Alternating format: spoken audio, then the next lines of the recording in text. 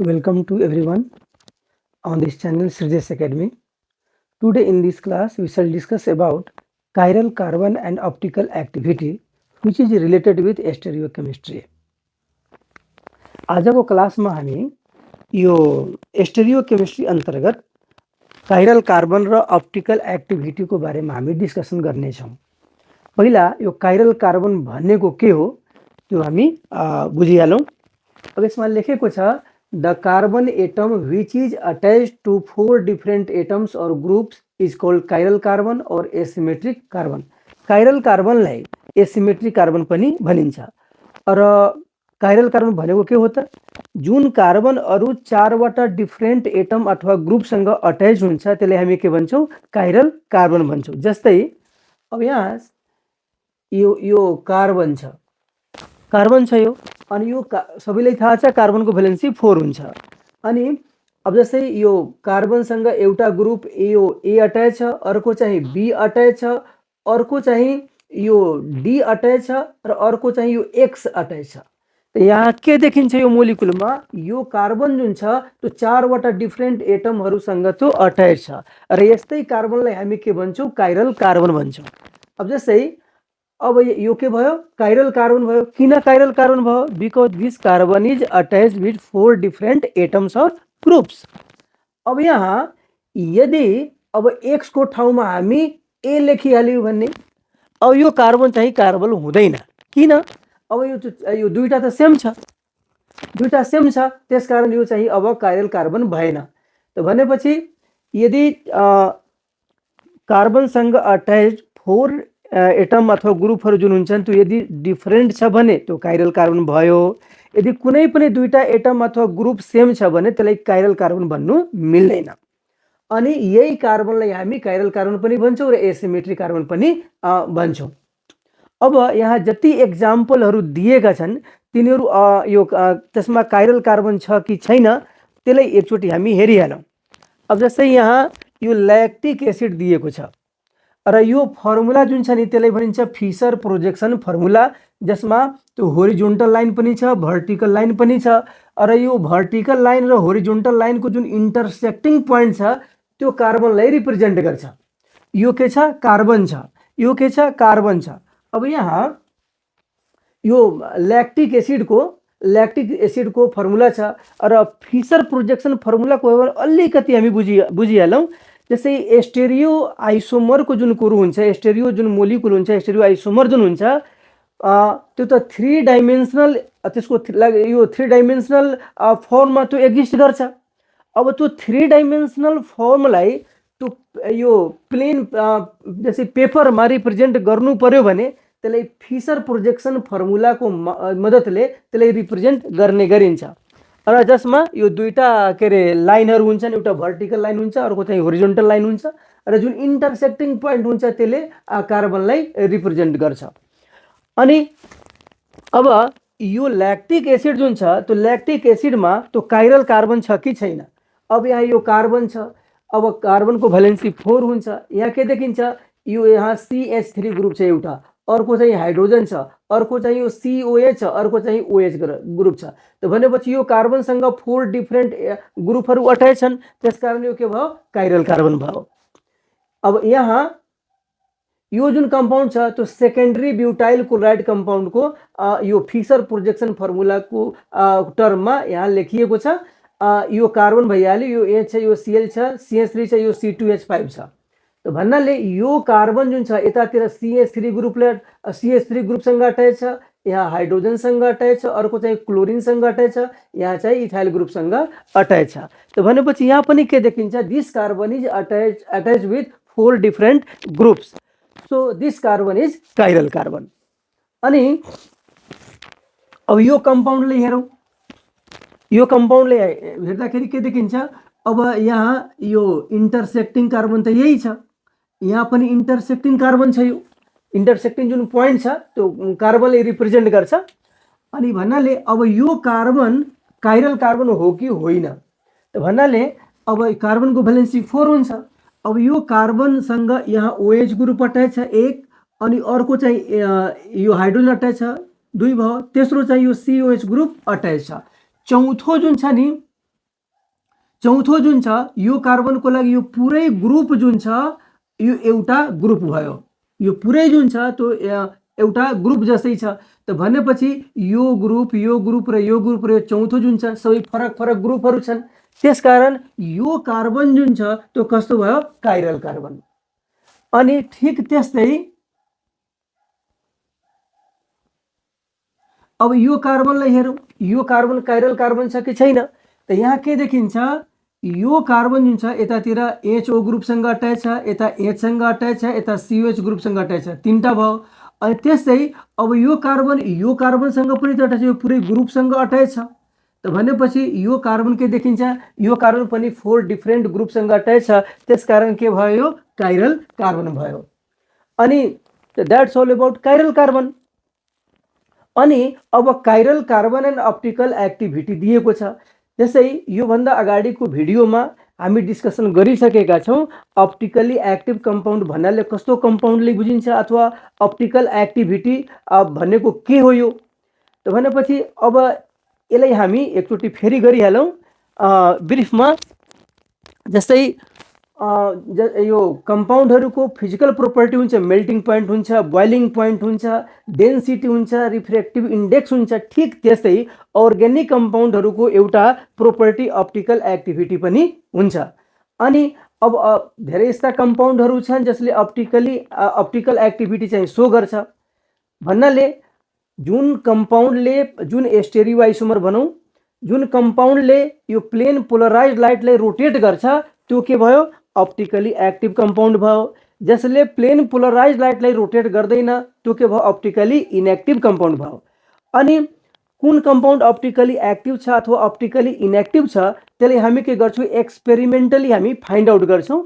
यो जुन कम्पाउन्डलाई त्यो एक्जामिन गर्नुपर्ने हो, टेस्ट गर्नुपर्ने हो, त्यो कम्पाउन्डलाई हामी कहाँ राख्छौँ, पोलारिमिटरमा राख्छौँ। पोलारिमिटर सबैलाई थाहा भएकै कुरो हो। पोलारिमिटर भनेको त्यस्तो इन्स्ट्रुमेन्ट छ जसको मद्दतले त्यो कम्पाउन्ड अप्टिकली एक्टिभ हो अथवा होइन भने हामी के गर्छौँ, त्यो फाइन्ड आउट गर्छौँ। त्यो इन्स्ट्रुमेन्टलाई हामी भन्छौँ पोलारिमिटर। अनि अब त्यो कम्पाउन्डलाई पोलारिमिटरमा राखिसकेपछि अब हामी थाहा पाउँछौँ त्यो अप्टिकली एक्टिभ छ कि छैन। भनेपछि यो एक्सपेरिमेन्टल कुरो भयो। अब यहाँ थ्योरिटिकली प्रिडिक्ट गर्नु पर्यो भन्ने, जस्तै कुनै मोलिकुलको स्ट्रक्चर हेरेर त्यो मोलिकुल अप्टिकली एक्टिभ हो अथवा होइन प्रिडिक्ट गर्नु पर्यो भने त्यसको लागि हामी के गर्छौँ, काइरल कार्बनको मद्दतले हामी प्रिडिक्सन गर्न सक्छौँ। प्राय जुन कम्पाउन्डमा काइरल कार्बन हुन्छ त्यो कम्पाउन्ड के हुन्छ, अप्टिकली एक्टिभ हुन्छ। जुन अर्ग्यानिक कम्पाउन्डमा काइरल कार्बन हुन्छ त्यो कस्तो हुन्छ, अप्टिकली एक्टिभ हुन्छ प्राय। अनि त्यसैसँग सम्बन्धित केही कुराहरू हामी यसमा लेखेका छौँ। अब यसमा के लेखेको छ, the molecules having only one chiral carbon atom are always optically active. भनेपछि जुन मोलिकुलमा एउटा मात्रै काइरल कार्बन हुन्छ अनि त्यो के हुन्छ, जहिले पनि के हुन्छ, त्यो अप्टिकली एक्टिभ हुन्छ। जस्तै अब यो कम्पाउन्ड जुन छ ल्याक्टिक एसिड लेखेको छ, यसमा काइरल कार्बनको सङ्ख्या कति छ, एउटा मात्रै छ। त्यसकारण lactic acid is always optically active. अब यहाँ सेकेन्डरी ब्युटाइल क्लोराइड लेखेको छ, यहाँ पनि के देखिन्छ, यो मोलिकुलमा पनि एउटा मात्रै त्यो काइरल कार्बन छ, त्यसकारण यो पनि के हुन्छ, अप्टिकली एक्टिभ नै हुन्छ यो। दोस्रो कुरा यहाँ लेखेको छ सेकेन्ड पोइन्टमा, the molecules having more than one chiral carbons may or may not be optically active compounds. भनेपछि जहाँ एकभन्दा बढी काइरल कार्बनहरू हुन्छन् तिनीहरू अप्टिकली एक्टिभ हुन पनि सक्छन्, नहुन पनि सक्छन्। जस्तै अब यहाँ लेखेको छ, अब यो कम्पाउन्ड भनेको टर्टारिक एसिड हो। यो टर्टारिक एसिड छ, यो पनि टर्टारिक एसिड छ, यो पनि टर्टारिक एसिड छ। भनेपछि यो टर्टारिक एसिडका आइसोमरहरू चाहिँ यसमा लेखिएका छन्। अनि यसमा अब यो काइरल कार्बन छ, यो काइरल कार्बन छ, हामी डिस्कसन गरिसकेका छौँ। त भनेपछि यो टर्टारिक एसिडमा के देखिन्छ, यो दुईटा काइरल कार्बन छ। अनि यो जुन कम्पाउन्ड छ नि त्यो कस्तो छ, यो अप्टिकली एक्टिभ छ। यो कम्पाउन्ड जुन छ त्यो अप्टिकली एक्टिभ छ, यो कम्पाउन्ड अप्टिकली एक्टिभ छ। यो जुन कम्पाउन्ड छ त्यो पनि के छ, यो अप्टिकली एक्टिभ छ, अप्टिकली एक्टिभ छ। तर यो जुन कम्पाउन्ड छ यो पनि टर्टारिक एसिडकै आइसोमर छ, तर यो जुन कम्पाउन्ड छ त्यो अप्टिकली एक्टिभ छैन, अर्थात् यो अप्टिकली इनएक्टिभ छ, अप्टिकली इनएक्टिभ छ। अब इनएक्टिभ छ, यो अप्टिकली एक्टिभ छ, यो पनि अप्टिकली एक्टिभ छ। यहाँ के लेखेको छ, यो एकभन्दा बढी काइरल कार्बन हुने जुन मोलिकुलहरू छन् त्यो अप्टिकली एक्टिभ हुन पनि सक्छ, नहुन पनि सक्छ। त यो दोस्रो कन्डिसन भयो। पहिलो कन्डिसन के हामी हेऱ्यौँ, त्यसमा के पढ्यौँ, प्रायः एउटा काइरल कार्बन हुने कम्पाउन्डहरू अप्टिकली एक्टिभ हुन्छन्। जस्तै ल्याक्टिक एसिडको एक्जाम्पल यहाँ लेखेको छ, सेकेन्डरी ब्युटाइल क्लोराइडको एक्जाम्पल यसमा लेखेको छ। अर्को के लेखेको छ, के अरे एकभन्दा बढी काइरल कार्बन हुने कम्पाउन्डहरू जुन छ नि त्यो अप्टिकली एक्टिभ हुन पनि सक्छ, नहुन पनि सक्छ। जस्तै एक्जाम्पलबाट त्यो कुरा चाहिँ क्लियर छ। अब जस्तै सबै टर्टारिक एसिडकै त्यो आइसोमरहरू छन्। अब यो चाहिँ अप्टिकली एक्टिभ हुने, यो पनि अप्टिकली एक्टिभ हुने, तर यो चाहिँ अप्टिकली इनएक्टिभ, यो अप्टिकली एक्टिभ चाहिँ हुँदैन, यो अप्टिकली इनएक्टिभ हुन्छ। तेस्रो कुरो के लेखेको छ, धेरै यस्ता कम्पाउन्डहरू छन् जसमा काइरल कार्बन हुँदैन तर पनि तिनीहरू अप्टिकली एक्टिभ हुन्छन्। जस्तै अब यहाँ केही एक्जाम्पल लेखेको छ, जस्तै यो 2,3 पेन्टाडाई यसलाई भनिन्छ एलिन टाइपको कम्पाउन्ड भनिन्छ। अब औलिन छ, एलिन पढिन्छ यसलाई भनेपछि सी डबल बोन्ड यो कम्पाउन्ड 2,3 पेन्टाडाइइन छ। अब यसमा काइरल कार्बन छैन, एसिमेट्रिक कार्बन छैन, तर पनि यो के छ, यो अप्टिकली एक्टिभ कम्पाउन्ड छ यो। अनि अर्को जुन छ यो बाइफिनाइल सिस्टम लेखेको छ, यहाँ CO छ, यहाँ NO2 छ, यहाँ NO2 छ, यो CO छ भनेपछि अब यो कम्पाउन्डमा पनि त्यो काइरल कार्बन छैन तर पनि यो कस्तो हुन्छ, अप्टिकली एक्टिभ हुन्छ। अनि अब यो जुन कम्पाउन्ड छ, यो कम्पाउन्ड लेखेको छ 1 मिथाइल हेक्साइलिडिन 4 एसिटिक एसिड लेखेको छ। अब यहाँबाट सुरु हुन्छ, यो 1 छ, यो 2 छ, यो 3 छ, यो 4 छ, अनि यो एसिटिक एसिड छ, एसिटिक एसिड 4th पोजिसनमा छ। तो 1 मिथाइल हेक्सिलिडिन 4 एसिटिक एसिड छ। अब यो कम्पाउन्डमा पनि त्यो के अरे काइरल कार्बन छैन तर पनि अप्टिकली एक्टिभ हुन्छ। अनि अब यहाँ लेखेको छ यो कम्पाउन्ड जुन छ त्यो एस्पाइरिन छ। यो कम्पाउन्ड कस्तो छ, यो कम्पाउन्ड भनेको एस्पाइरिन, यसलाई भनिन्छ एस्पाइरिन। अब यहाँ यो एस्पाइरिन कम्पाउन्डमा पनि यो काइरल कार्बन छैन तर पनि के हुन्छ, यो अप्टिकली के अरे एक्टिभ हुन्छ। तो भन्नाले now we are discussing about the relation between chiral carbon and optical activity. अब जस्तै अप्टिकल एक्टिभिटी जुन छ नि त्यो एक्सपेरिमेन्टल कुरो छ। त्यो पोलारिमिटरमा राखेर त्यसले प्लेन पोलराइज्ड लाइटलाई रोटेट गर्यो भने त्यो अप्टिकली एक्टिभ हुन्छ, गरेन भने अप्टिकली इनएक्टिभ हुन्छ। अनि थ्योरिटिकली त्यो प्रिडिक्ट गर्नको लागि त्यो काइरल कार्बनको आधारमा पनि प्रिडिक्सन गरिन्छ। अनि सबै कुराहरू त हामी गरिसक्यौँ। अब यसमा के देखिन्छ, काइरल कार्बन हुने कम्पाउन्डहरू प्रायः अप्टिकली एक्टिभ त हुन्छन् तर काइरल कार्बन हुने सबै कम्पाउन्डहरू अप्टिकली एक्टिभ हुन्छ नै त जरुरी छैन। फेरि अर्को के देखियो, अर्को यहाँ के देखिन्छ, धेरै यस्ता कम्पाउन्डहरू छन् जुन अप्टिकली एक्टिभ त हुन्छ तर त्यसमा काइरल कार्बन चाहिँ छैन। अनि अब एउटा कुरो, अब यो हामी के भन्न सक्छौँ, अनि त्यस्तो के छ जुन नेसेसरी र सफिसियन्ट कन्डिसन छ कुनै पनि कम्पाउन्डलाई त्यो अप्टिकली एक्टिभ हुनलाई। अनि त्यसमा हामी त्यो एउटा यो के अरे अब नन सुपर इम्पोजिबिलिटीको कुरा गर्छौँ। अब जस्तै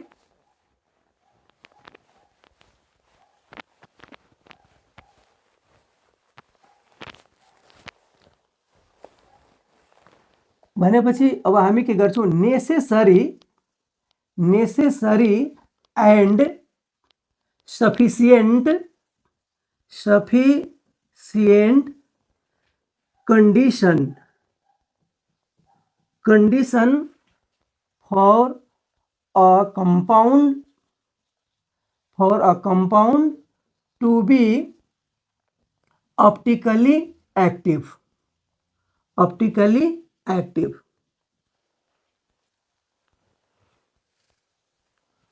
भनेपछि कुनै पनि कम्पाउन्डलाई त्यो अप्टिकली एक्टिभ हुनलाई अब त्यस्तो नेसेसरी र सफिसियन्ट त्यस्तो कन्डिसन के छ अथवा त्यस्तो क्राइटेरिया के छ। यहाँ त्यो के देखिएको छ, यदि मोलिकुल आफ्नो मिरर इमेजसँग त्यो नन सुपर इम्पोजिबल छ भने त्यो कम्पाउन्ड कस्तो हुन्छ अप्टिकली एक्टिभ हुन्छ भनेपछि नन सुपर यसलाई हामी यसरी लेख्न सक्छौं the molecules which are not superimposable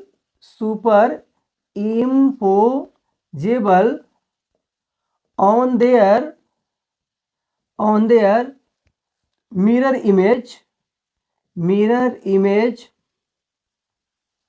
are called optically active compounds.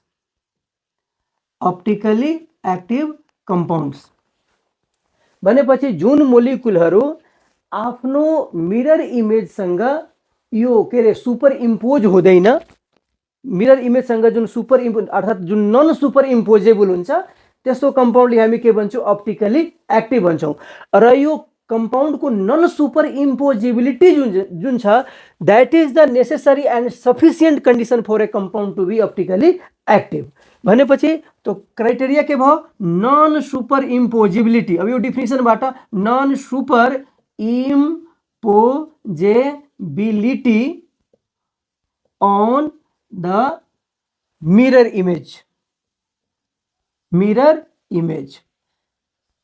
भनेपछि यदि यस्तो क्राइटेरिया छ भने चाहे जुनसुकै कम्पाउन्ड होस् जस्तै हामी यो एउटा काइरल कार्बन हुने कम्पाउन्डको कुरा गर्यौं त्यो कम्पाउन्ड पनि त्यो मोलिक्युल पनि के हुन्छ आफ्नो मिरर इमेज सँग नन सुपर इम्पोजेबल हुन्छ अब जहाँ एक भन्दा बढी काइरल कार्बन हुने कुरो छ जुन अप्टिकली एक्टिभ छ त्यो पनि आफ्नो मिरर इमेज सँग के हुन्छ नन सुपर इम्पोजेबल हुन्छ साथै जहाँ यो काइरल कार्बन त देखिदैन तर त्यो कम्पाउन्ड अप्टिकली एक्टिभ छ यहाँ पनि के देखिन्छ यी मोलिक्युलहरुको जुन यो मिरर इमेज हुन्छ त्यो मिरर इमेज सँग यिनीहरु के हुन्छन् नन सुपर इम्पोजेबल हुन्छ त भन्नाले यो सबै एक्जाम्पलहरुलाई हेर्दाखेरि र विचार गर्दाखेरि के देखिन्छ र के देखिएको छ यदि मोलिक्युल आफ्नो मिरर इमेज सँग नन सुपर इम्पोजेबल छ भने त्यो के हुन्छ अप्टिकली एक्टिभ हुन्छ अब जस्तै अब यो तो नन सुपर इम्पोजेबिलिटीले पनि अलिकति बुझिहालौं जस्तै अब यो हामी लेखेका थियौं